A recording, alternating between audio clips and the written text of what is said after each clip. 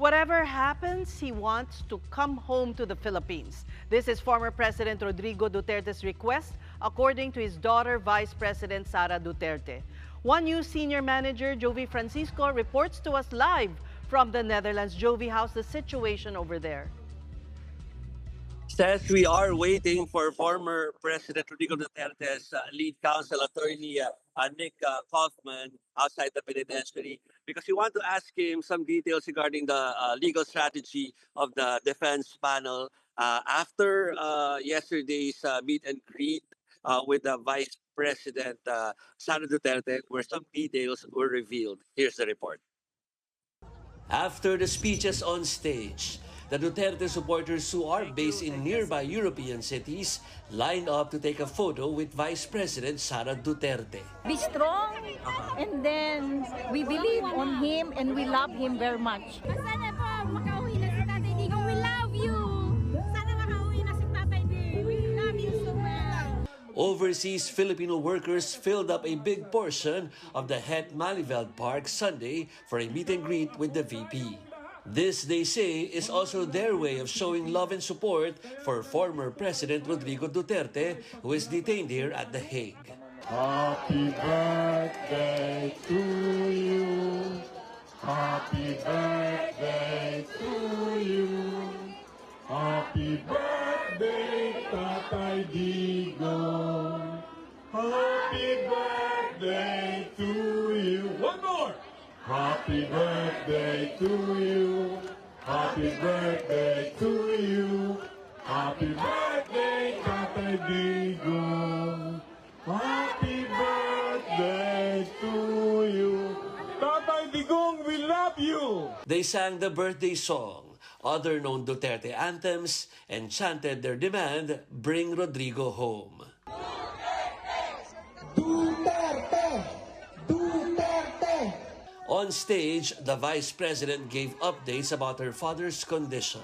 Tumigil na siya sa kakahingi ng Pinoy na ulam dahil parang hindi talaga kaya nung nagluluto sa loob ang Pinoy na ulam. Pero nagpadala ako kahapon ng PDF file ng mga recipes na pwedeng sundin nung nagluluto. Off stage, she discussed to the media what his father told her about the case against him at the ICC. He was very confident about the legal arguments, and there is no case to begin with. I'm here until the entire team is set up. The entire legal team is set up, and I come up with a scheduling with my siblings on who will stay here and do it. She also shared that in their most recent conversation, her father told her to bring him home. Pa, sabi ko, yung kagustuhan mo na umuwi, yan din yung katapusan ng buhay mo. Magiging Ninoy Aquino Junior ka. At sinabi niya sa akin, sabi niya, kung ganyan ang kapalaran ko, then so be it. Basta lang mauwi ako sa Pilipinas.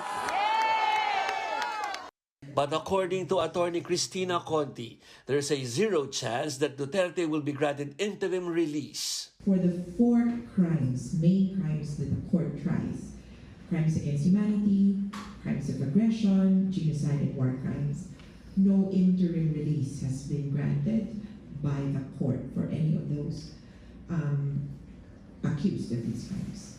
So, from my point of view, there is zero probability that Sara Duterte or the Duterte camp could bring home Duterte by May 2025. And as the Duterte camp prepares for Digong's 80th birthday, those critical of Duterte's war on drugs are preparing for a birthday surprise this coming weekend. Duterte panagutin! Duterte panagutin! Ng mga kababayan natin, hindi lamang dito sa Europa o sa Netherlands, but all across the globe, yung nalalapit na birthday ni dating Pangulong Duterte, ngayong darating na March 28, ang bayan, ang Bagong Aliansa Makabayan at iba't ibang organisasyon sa ilalim nito, all across the globe ay nagkakasa ng isang Global Day of Action, panawagan para sa tuloy-tuloy na pagpapanagot kay Duterte.